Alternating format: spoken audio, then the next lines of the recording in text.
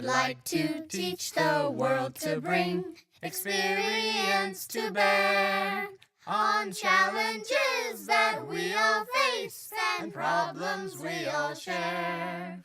I'd like to give the world a hug and shower it with love. We all can change the world we're in with lessons from above. Hello, everybody. Welcome to another edition of HUGS, Hearts Uniting God's Spirit.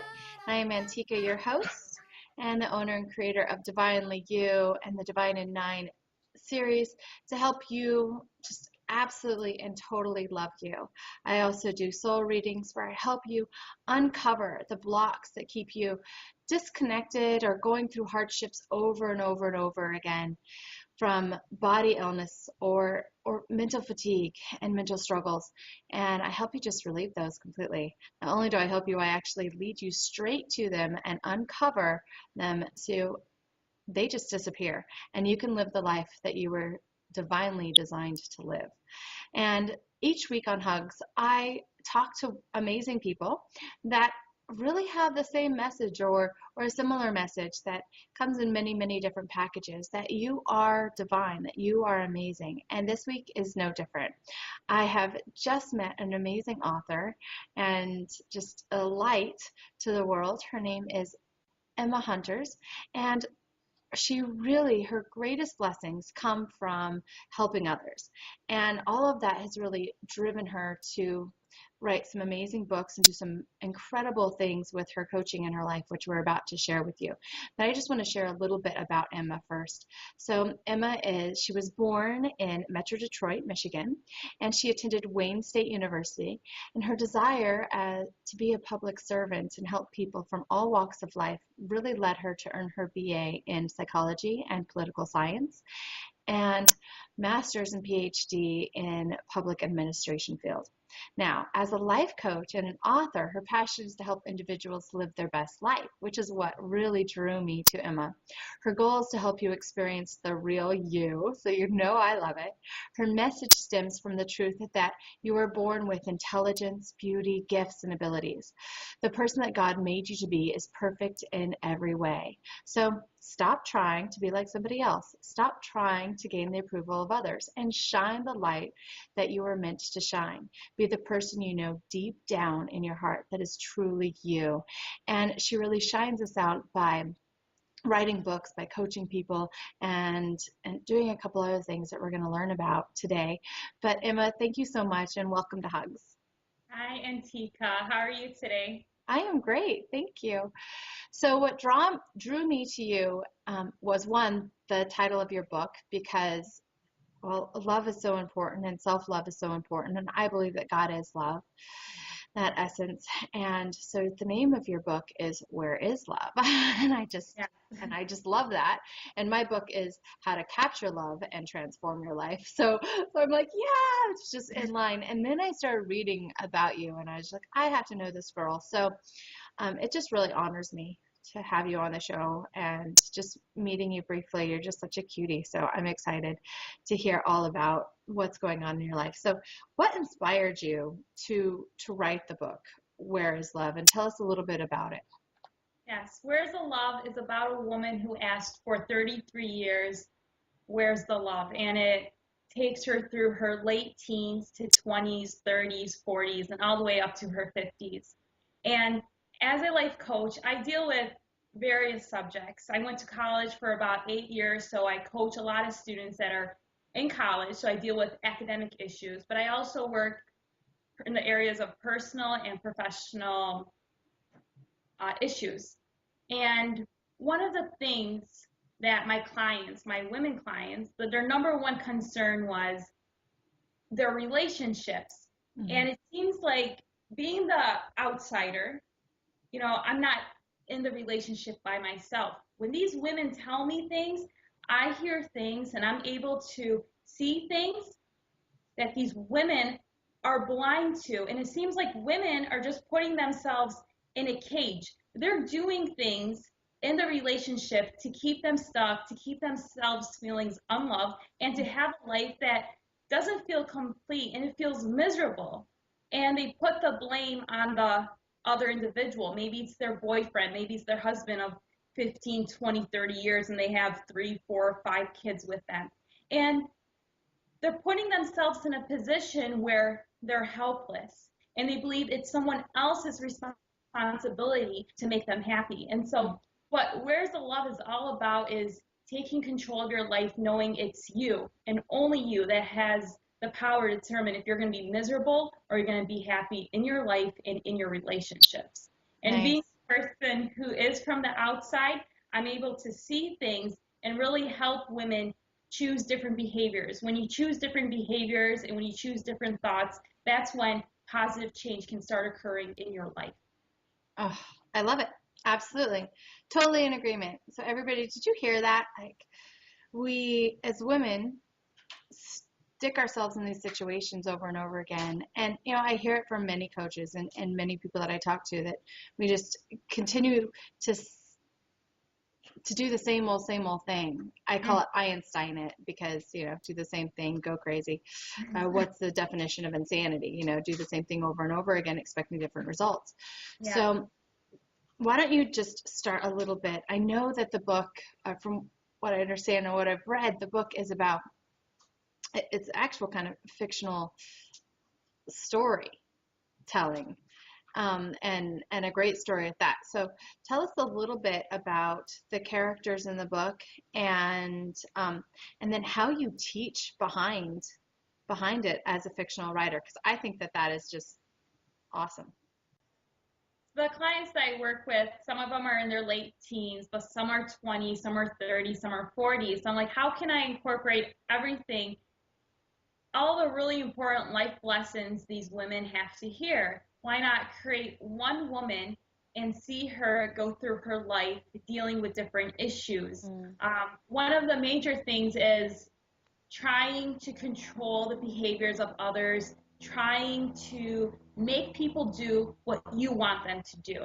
And that's simply not how the world works. So one of the chapters deals specifically with knowing that the only person that you control in your life is yourself.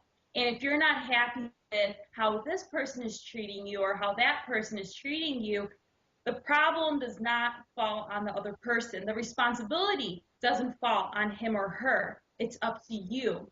You live in your own body. You live in your own spirit. You live in your own heart. You have to be the one who makes decisions that are going to take care of your body, heart, and spirit, and nobody else. And so don't look outside. Wait for other people to change, because if you're waiting for people to change, you may be waiting your whole entire life. It's up to you. It starts today by making better choices. So that's one of the chapters. And then some of the other chapters is about having your passions, whatever they may be, and do it. Don't wait for other people to treat you the way you think they ought to treat you. Don't wait for people to come to your door and, you know, help you out. Whatever it's your passions, don't wait for anybody's approval. Go out and live your passions. Yeah. Excellent.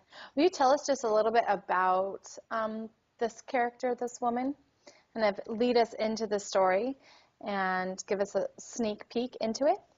Sure. I'll give you some of a sneak peek without actually telling you the whole story. So it's a woman. She has real big dreams for herself. She starts out having lots of self-confidence, a lot of self-belief. She's very intelligent. She's very smart. So why would this smart woman make poor choices when it comes to her relationships? And it's really sad, but a lot of women fall into that trap. Instead of having fun, let's say on a Friday night or a Saturday night with your family or with your friends, or being able to concentrate on your schoolwork, you're sitting by the phone and you're all sad. You're like, why doesn't he call me? Oh my gosh, yeah, totally. Yeah, I've been there. Yeah, and Antiqua, you keep checking your phone and you feel all sad, and you're just waiting. An hour may pass by, 2 hours, but these women, it's not even a few hours of their life that's wasted. I mean, it's weeks, it's years, and they continue to stay in a relationship where you kind of feel like it's empty. You kind of feel it's not the best relationship, that you kind of like the guy more than the guy likes you. but you stay in there because you're hoping that person is just busy. You're hoping has nothing to do with you. Right. But in all relationships, it always shows that someone has an interest in you. But these women hold on tighter even when the man starts pulling away more. And that's a major mistake. And I talk about, through Samantha, the major mistakes that women make and how they have to behave differently if they want different results in their relationship. Perfect. Yeah. I mean, so many people can relate to all three of those scenarios. I mean, I can, just entering into the chapter of the 40s. I'm not quite there yet, but I'm getting closer by the day. I And thought in your 20s, Antiqua. yay! I like I that. said that. Yeah. Yeah. Oh, no, I was the girl waiting by the phone in my 20s for sure. For Oh, sure. And yeah. I couldn't tell. All the guys would be chasing after you. It was a little confusing in that end too. Yes, True, I was true. lucky. Start to date, especially in your late teens and your early 20s. That's when you're starting to date. That's when you're most hopeful. That's when you have your heart on your sleeves and you really hope for the best. And it's very confusing when you feel like, okay, why does my boyfriend or why does my mate or why does my husband make other people a priority? Why does he put them first? But I always feel like he's last on my list, and it can be very confusing. Mm-hmm. But the thing is, if you change your behaviors, and these are not huge changes, they're really small steps that you can start taking tomorrow that will really help you improve your happiness in whatever relationship you may be in this moment. Ooh, will you share a couple of those steps with us? True. I'll share like one or two. Okay, excellent. Sure. Go ahead. It's okay. So, what do women do? So women, they like to have lots of conversation with their boyfriend or their husband. What else do women like to do? They like to have lots of communication about their feelings. And men, you would think that men in their minds, they're going to think to themselves, this woman really likes me, so I'm going to make sure I communicate with her and I share my feelings. That's not how men think. When they see that you're really into them and you really like them, that's when they think, oh, I already have her. She loves me. She's crazy for me. Look how many times she's calling me. Look how much time she wants to be devoted to me. And that's fine. I really believe if you have a man that's wonderful and he's head over heels for this woman, I would say continue being the way you are. It's fine. But what a lot of men do, they start seeing themselves as something big, as something special, and they don't have to put forth the effort. Why put forth the effort when you don't have to? And the men usually start pulling away. And what do women do? They're like, oh, something bad is going on in my relationship. Let me start getting closer to this man. Let me call him more. Oh, but he's not calling me. Why not? Let's have conversations with him about why aren't you calling me anymore? Is there something wrong in our relationship? Then the man looks at that and then he starts even feeling more stressed out. And men like to feel like they're the ones, in charge of a relationship. They're putting forth effort to make the girl feel special. So let the man work for it. So if you see any time in your life, even if it's with your husband for 15, 20 years and you have 3, 4 children, which a lot of my clients actually have children, and they're really in good relationships. But the woman feels like she's home all day, and when he comes home, the man doesn't even really respond to her. Maybe he's tired because he's been working really hard. But when you see that, don't be the one who keeps initiating the phone calls. Don't be the one who tells your husband, let's go do something. You have to do whatever is in your power to make yourself happy. And you start pulling away. If your husband's always used to you chit-chatting, don't chit-chat with him anymore. And then he'll sense it. And all of a sudden, when he's not getting that communication, like something is wrong. And then he's going to start pulling towards you. Or if you are a young teenager, or if you're in your early 20s and you're going to college, instead of being on that phone, Do something that makes you happy in life. Maybe have some friends outside of your relationship. Go join some type of group. Maybe start doing yoga or start taking dance classes. Do things that make you happy and filled up. And what a lot of women do is they start saying, okay, I'm going to start playing hard to get. It's not about playing hard to get. It's about actually having your own passions in life and start living them. Yeah. That's really gonna fill you up. And then when he sees that you're not home all the time, when he sees you have a life, he's gonna be like, I really miss her. And then he's gonna start calling you. He's like, what are you doing today? Don't you want to do something with me today? And then you're gonna see him, gravitating back towards you. But as long as you continue to stay at home, as long as you continue to feel sad and depressed, and why doesn't he love me as much as I love him, and you continue putting yourself through that turmoil, nothing's going to change.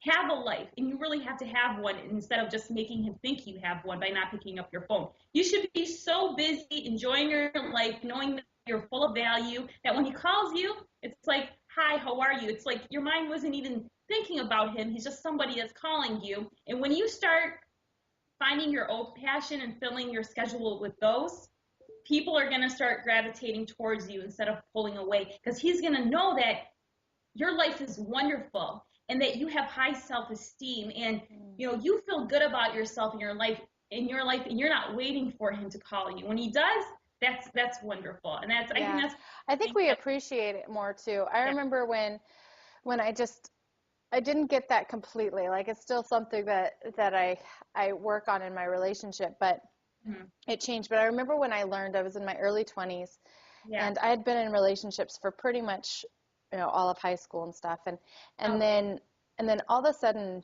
it was like people were dating, and like all this, stuff that I'm not too proud of was happening. And then I was like, I can't do this anymore.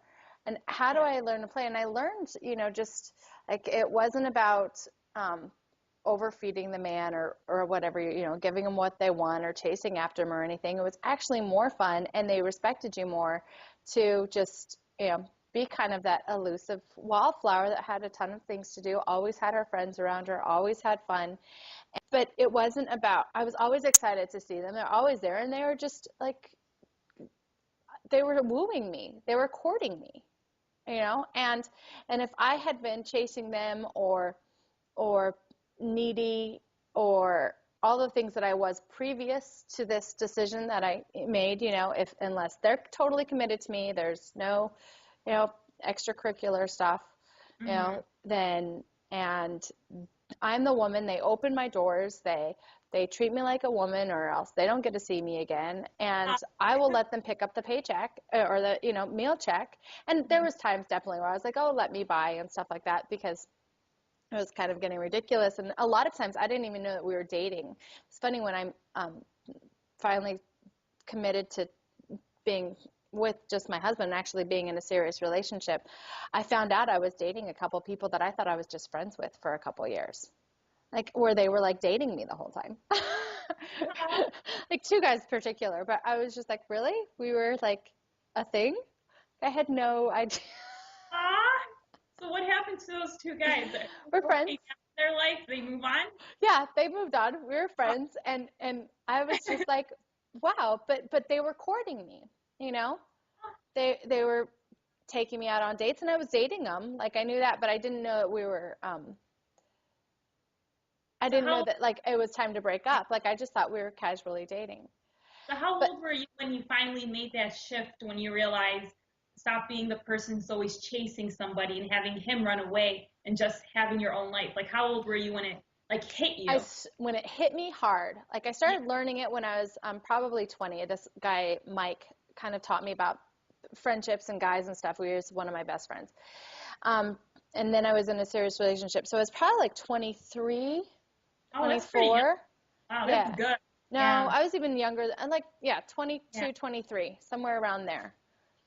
Because I had already known it by the time I moved to California, and I was 24. So that's smart. So but it was a huge shift for me, because I allowed them to step into like the masculine role, and it really empowered them. That's why I can still be friends with many of them. because it empowered them to be men.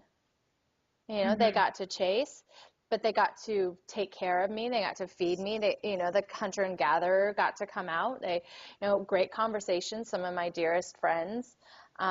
And for a woman, like, you know, struggling through college and everything, and I had health issues that I was dealing with and a whole bunch of other stuff that my personal path and how I help people that I was learning, you know, and it was just like, it was just a blessing. So I think that's a great, great tool. I think if all women just decided, like, to stand, I'm going to entertain myself, I'm going to have fun, and I am going to allow the man to be a man. Like, I think men would be really empowered to be men and step up and actually court a woman.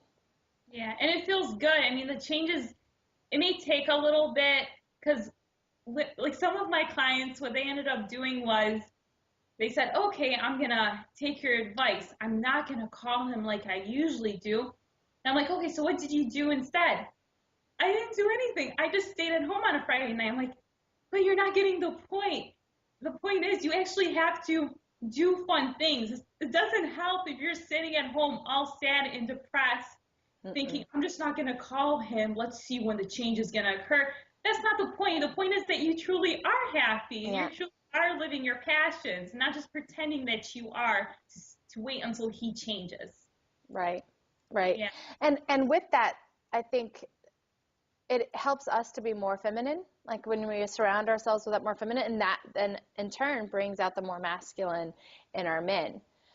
And we live in this great country where we can really pursue our dreams and our passions, and like, why not? And I think when we're doing that, where our vibration, our vibe is happy and higher, and that Yeah. draws men in too. Yeah, when they see you actually really happy, some women have this belief, even women in their 30s or their 40s or their 50s. Some of my clients do have a full-time job, but some of them don't. And they really believe that to get a man's attention, it's better to yell, to make a scene, to act sad and act moody and to cry, than having the guy come up to him and say, oh, what's wrong? Did I do something wrong? Yeah. You don't even want the guy to do that. Seriously, because when you make a scene and when you act sad, when you start crying, that's just going to change him temporarily. That's going to make him realize that you're in a bad situation, and it's going to make him be nice to you or to listen to you, but it's only for a moment. It's only for 1 or 2 days. But then afterwards, he's going to continue doing what he always does until you throw the next scene, until you start crying again. That's not the way you want to live your life. If you want somebody to change, I think that might even be more prevalent with people that are married. Yeah, Because I mean, for me personally anyway, my girlfriend and I were just talking about this, just like you yell and you scream, I want to be loved. Why can't you just love me? You know? And we're screaming because we just want them to love us. We want that security, that, you know, and so we're screaming it at the top of our lungs when that actually propels the love away. But I think we need that so much as women. Like, we're like, why can't you just see how great I am? You know, I know I'm totally guilty of it. And it's like, that just has to stop. It just has to stop. That one I just got like 2 weeks ago. Antiqua, you know what you should tell your women friends? They should actually go out there, live their dreams, have a wonderful social life, and then let the guy be a little scared. Let the guy be nervous. Be like, she has friends? I thought I was her only friend.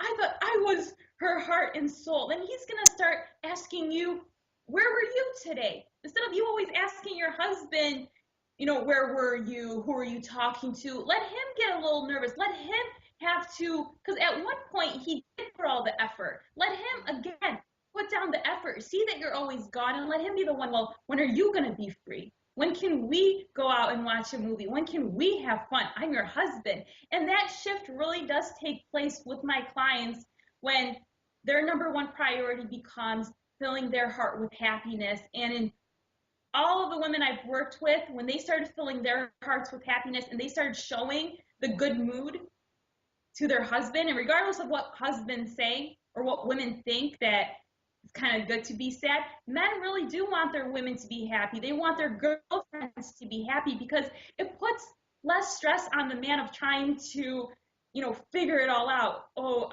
my wife is miserable and I don't know what to do. Yeah. It takes the pressure off the guy, and the guy really becomes happy when he sees his wife And happy. just fill yourself with love and the things that make you feel good. That will fill him up, help him be more of a man, help him take the initiative so then he feels that as a man. And then when he does offer you stuff, then just dive full into it just like you would your other lovely, passionate things because you love him. And that will fill him up even more because you'll take the time for him. Yeah. I think often we're like, oh, we're just too busy. And in dating, I think that kind of works. But in marriage, it's like, no, like you have to like then say, oh, he wants to do something with me and dive into that with the same enthusiasm. Same enthusiasm, definitely, yeah. Yeah. So your book really sounds like it's for everybody. And the topics like get me ramped up, and I love how you're approaching them. And I love that it's a fictional book, and so you can get into it and kind of get into your character. Samantha at different points in her life. Yeah. Definitely. Yeah, it's such a creative way to just take, relationships and love and school and everything that you're an expert in and just put it into fiction, which is just so cool. Like it's not a self-help book. It's like a really great story that you're going to actually grow from while enjoying yourself in this person's life. And it sounds like she's so relatable, which is super, super cool. So how can we get to know more about Samantha? How can we get her book? Yeah, everything is available through my website at eihunter.com. And through there's different links, and it takes you wherever. If you want an ebook, there's ebook available. If it's paperback, it's also available. So everything's through my website at eihunter.com. eihunter.com. Excellent. And then for people that are looking for, like you said that you coached a lot of college students and stuff like that. And you also coach, obviously, a whole bunch of people dealing with relationships. That sounds like that's your major passion. So is that information also at eihunter.com and how to connect with you about coaching? Sure, yeah. Where's the Love is all done now. It's already out. My next book, Failure, the Key to Success, which I'm currently going to different universities throughout the United States, giving lectures on failure, the key to success. So that's why I'm in Massachusetts right now. And I'm going to be tomorrow giving a lecture at UMass Amherst. So I'm preparing for that as well. And it's awesome. College students, they really get down on themselves. They're dealing with so many different areas of their life, just trying to manage their schoolwork, figuring out what path they're going to take in their life. And they may also be in a relationship. So many things are going on in these students' lives, and they're taking failure really hard. They're not succeeding the way they want to succeed in college. And so also it's coaching, anything related to academics or professional or trying to find a good job. I do that as well. You can find all that information on my website. Excellent. Awesome. Okay. So eihunter.com, everybody. And thank you so much. Just that advice that you gave us, I think is going to change and empower a lot of women and strengthen a lot of relationships too. Yeah, thank you. I know it will mine. It will mine. So everybody, thank you so much for being with us again, for enjoying this hug. Go out and fill your life with a ton of things that you just bring you pleasure and love. Men, step it up and go just love on your women. And women, just allow them to love on you rather than chasing them for that love. You are worth it and you are valuable. And please share this with all of your friends. If you know a woman of any age, share this with her. Press share, send it to an email, share this page. It's how this hug gets around the world, is through you and everything that you do for us. And I love you. You always have our free gift, my free gift at fithappychristians.com, the Embrace You course, where you learn how to really live into your divine gifts, body, mind, and soul. And until next time, bye-bye. Bye, Antiqua.